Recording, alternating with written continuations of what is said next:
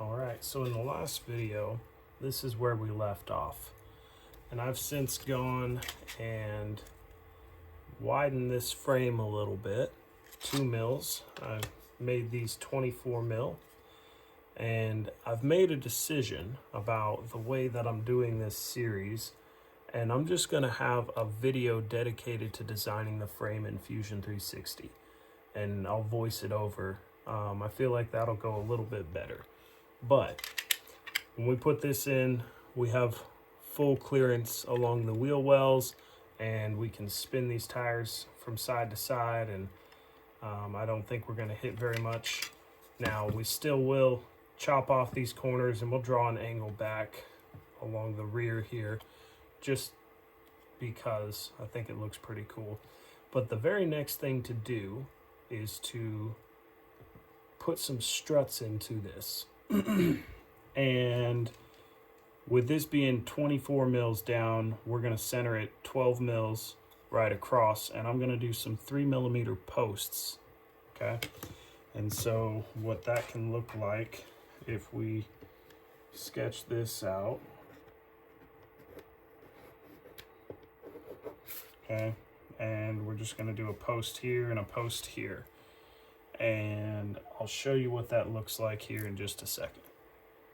So we've got these posts that are 3 mils in diameter and 6 mils high, and they're centered directly on this. All right, and now we have a control arm that I generally use in a design like this. Okay, and it looks something like this. Okay, and I'm going to do this at 10 mils, and we're going to go 6 mils high because that's the height of the posts. Okay, now this needs a hole that's 3 mils in diameter for this to fit over that post. So I'm going to make a hole and call it 3 mils. And then we're gonna need a hole over here for the steering linkage, and I'm gonna call that 1.5 mils. And lastly, we're gonna need a hole along the front here to house the axle. And so currently, this Mustang wheel has a hole in it for an axle that is 2.5 mils. And so I'm just going to make a hole here and call it 2.5. And we'll design that, and then I'll show you how we're going to take advantage of this. All right, so we have the frame here where we've mounted the strut towers, I'm going to call them. And they're 3 mils in diameter, they're 12 mils down, and they're 6 mils tall. And what I've done here is made up these control arms, and they have a 3 mil hole in the top, and then they have a 1.5 mil hole in the top, and then they have a 2.5 mil hole on the sides. And so this will set right on top of here and allow us to steer from side to side. And so we're going to need to make a steering linkage to link these two together that the linear servo can run off of. And I'll show you what we're trying to accomplish.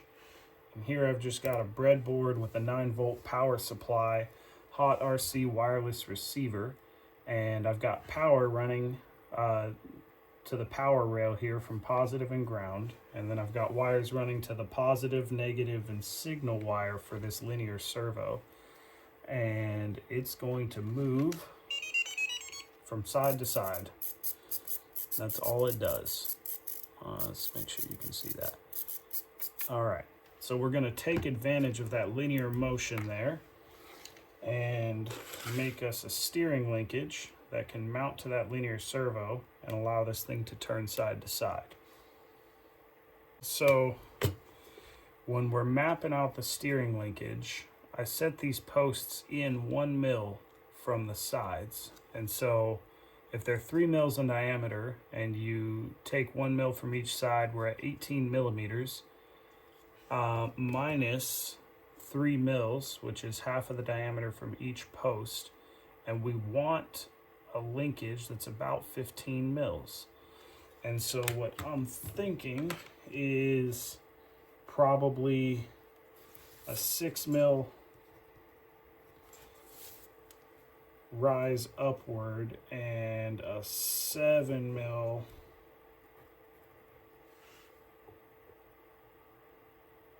run, and then we're going to come down 2 mils,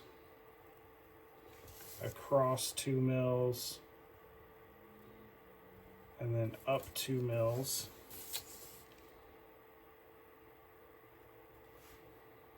And then we'll come back. Actually, let's make that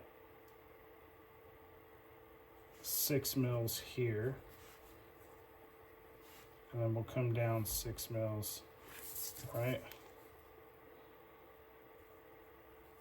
So that's going to be 14 across.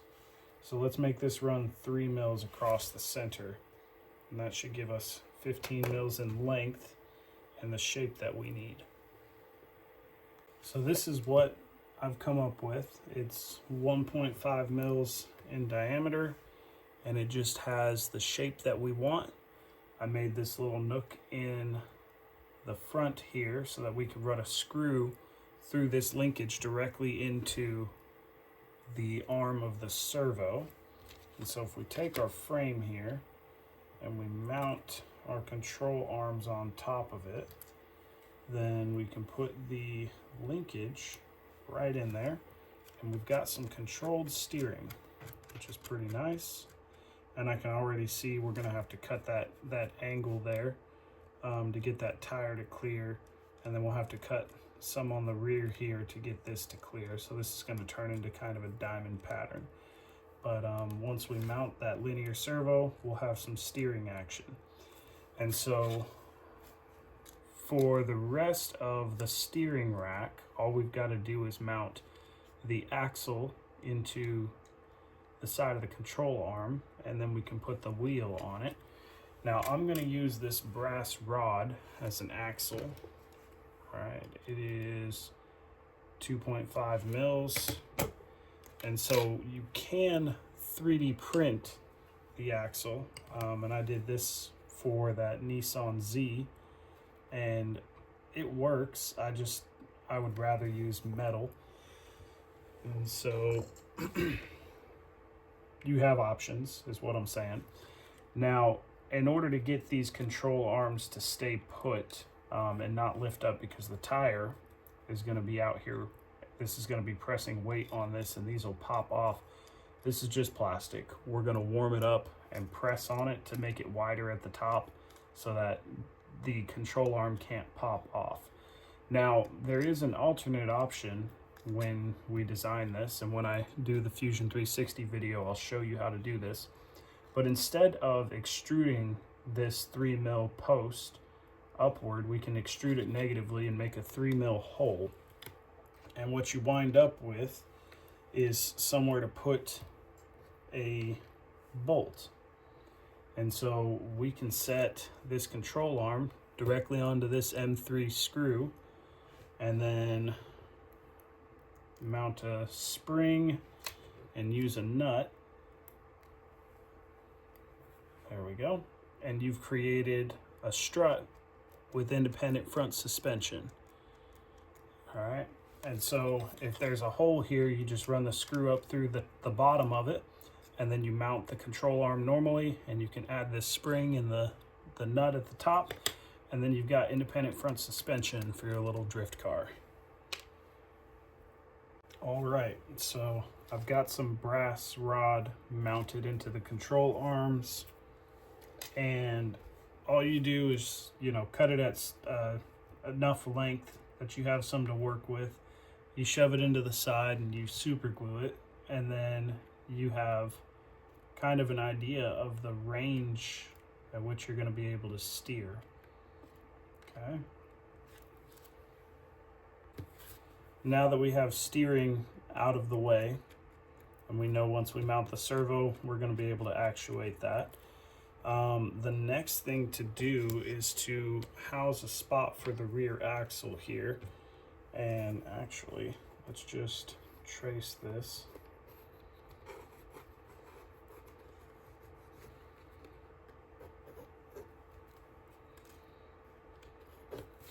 Okay.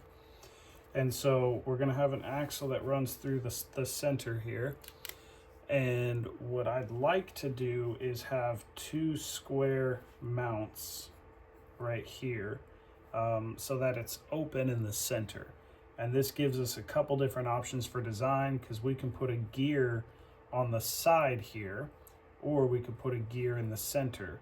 And depending on what motor you're using, what kind of gear ratio you want to use, these are good options to have. It also makes the project modular for the future if you decide to make some changes. And so, knowing that we have a 2.5 mil axle, which I'll be using that brass rod for the rear axle as well, we need a 2.5 mil hole.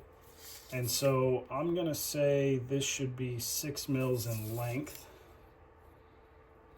and 4 mils across. And then we're gonna have a hole that runs through it at 2.5 mils. And so I'll go design and print that, and I'll be right back. All right, so here we have our rear axle mounts. These are 6 mils tall, 6 mils long, and 4 mils wide. And they've got a 2.5 mil hole on the face of it. And so we can send an axle right through that, okay? And so we'll just mount a gear on the shaft at the side or in the center, and mount our motor back here or even on the tail plate here. And that's what'll propel us forward and backwards. So we can take our steering control here, just like this, just like that. And let's hook up that linkage. Alrighty. And so now we can steer from side to side, and we have a rear axle. We get an idea of what that's going to be like in here. So now all that's really left to do is to start mounting gears and hooking up the electronics. And so I'm gonna do the next video is gonna be about harvesting the parts from an SG90 servo, kind of like this here, because you can take the controller out of this and remove the pulse width modulator and replace it with 2.2 ohm resistors and make yourself an electronic speed controller. You can also use the motor out of it. And kind of what that looks like, this is the control board for it, and this is where the motor mounts. That hole there is where the motor mounts. And so we can remove this here and bridge 2.2 ohm resistors across the board. And when that's done, it typically would look like this. And so we've got 2.2 ohm resistors bridged across, and then we have a positive and a negative for the motor control. And you can then take the motor, I don't see one readily available, but you can use that to run the car, and SG90 servos are extremely cheap. There are motor controllers that we can use, and you can purchase these online on Amazon. I don't love supporting Amazon, but they seem to be the only ones that have the components I need. And well, no matter what, they won't stop sending me the parts I ordered. So this here is the same thing. It's an electronic speed controller. It's a little bit more compact than if you were to make one out of the SG90 servo. But either way, it's not that much bigger. And so whichever direction you want to go, I'm going to do a video about using an SG90